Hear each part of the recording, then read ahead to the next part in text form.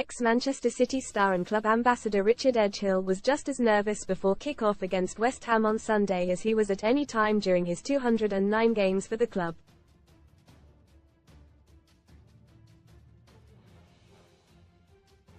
Edgehill, 49, has worked as a learning mentor at a primary school for the past 14 years and was elated to see that Pep Guardiola's class of 2023-24 applied the finishing touches to yet another league title this season.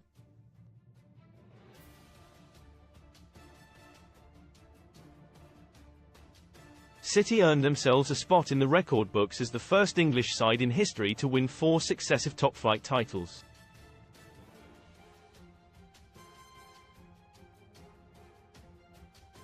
Former right-back Edgehill, who played for City between 1993 and 2002, has seen the club grow into a completely different stratosphere since he left some 23 years ago.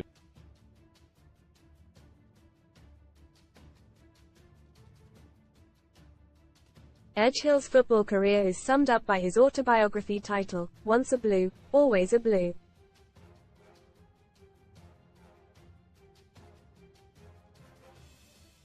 From getting a bus as a 15-year-old from his Oldham home to the Old Main Road, being part of the YTS scheme, graduating to the first team and now looking after City fans in his ambassadorial role on match days.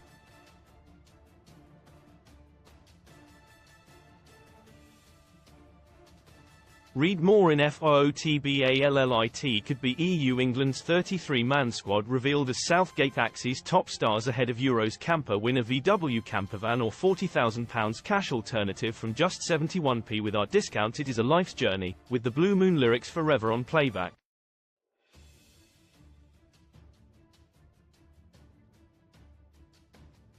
Edgehill's love of the game started as a kid playing in a field opposite his mum and dad's house in Oldham.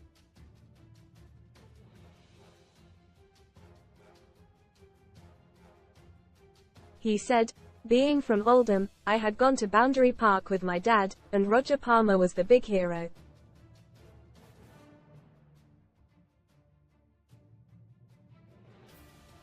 But I was put off ever signing for them because of the artificial pitch they had at that time.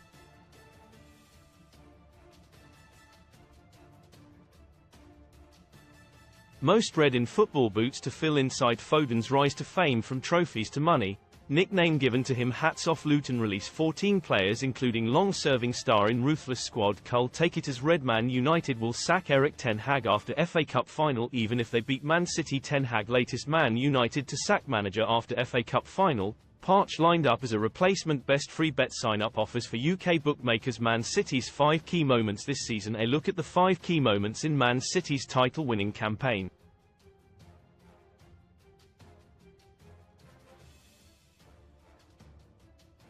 Luton 1-2 Man City. City bounce back from a run of 4 games without a win to kickstart their unbeaten run.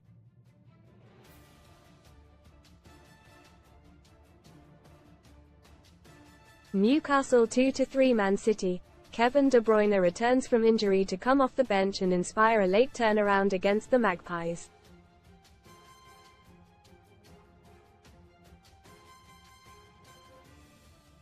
Man City 3-1 Man United. Phil Foden puts on a masterclass as City lay down a marker on their title ambitions and breeze past their local rivals in the process.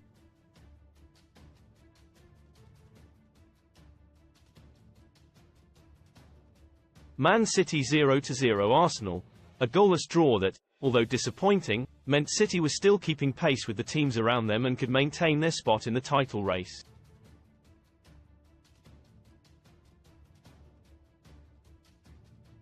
A loss could have put Arsenal out of sight of the citizens. Man City 4-1 Aston Villa. Following consecutive draws against title rivals Arsenal and Liverpool, City bounced back with a thumping of Unai Emery's high-flying Villa to keep the pressure on the Gunners.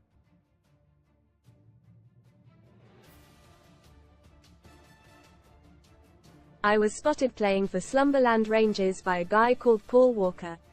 I used to get the bus to Main Road, where I would train on Thursday nights.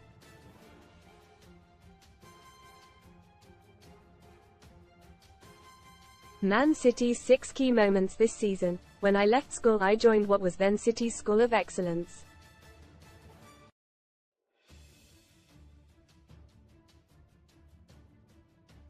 I remember signing on the YTS scheme for £29.50 a week in the first year, and then it increased to £32.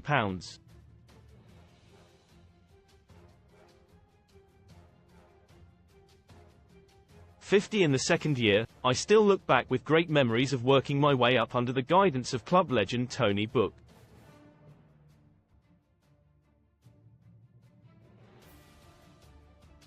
It was an amazing feeling when I was offered a 3-year contract when I was 17 at £350 a week.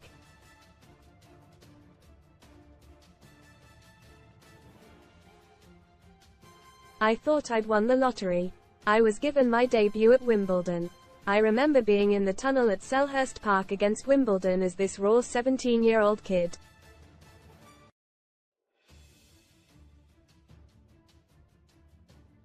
I looked across and saw Vinnie Jones, Eric Young and John Fashanu. They looked like giants to me, just huge.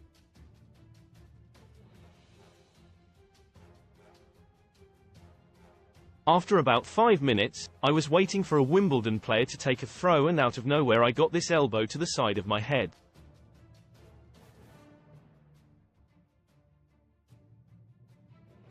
It was Fashanu. He gave me a knowing look and then said, "You're playing well."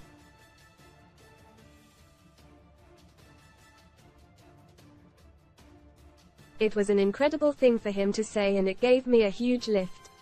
Edgehill was selected for England under-21s in 1994, followed by a call-up to the England B team.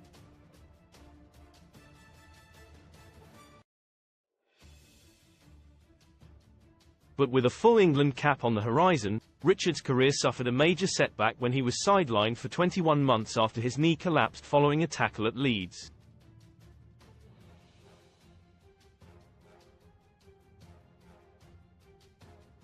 He said, "I was out for nearly 2 years and had 9 operations where they had to reconstruct the knee.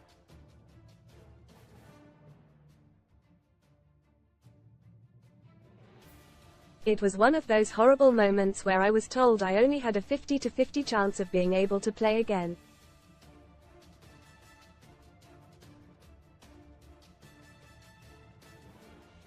I was very lucky that I was looked after by a guy called David Dandy. Thanks to him I was able to get back and play football for another 12 years.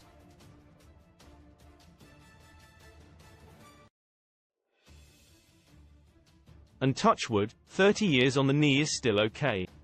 When Edgehill returned, so much had changed at the club.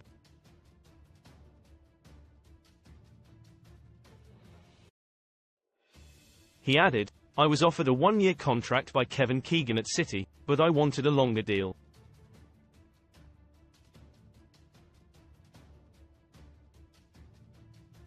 Keegan said that was all that was on the table. I will always be grateful to Ian Holloway, who called me and asked what I was up to.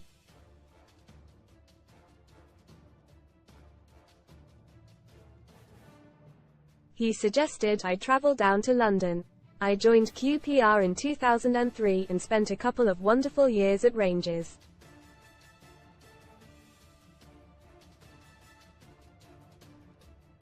In 2005, Edgehill joined Colin Todd at Bradford. He said, "I had 2 good years with them.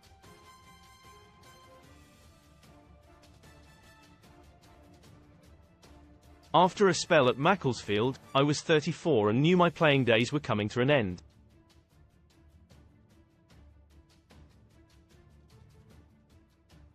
I started studying for my coaching badges but didn't enjoy it very much. I then started to run my own soccer schools and summer camps, which I found great.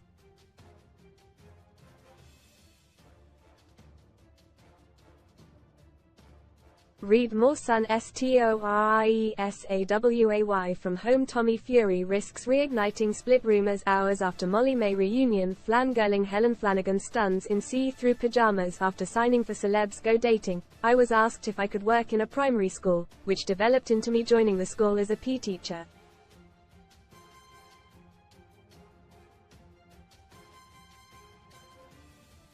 That was at the Oasis Academy Harper Mount around 2009, and I enjoy working there as much today as I did when I first started.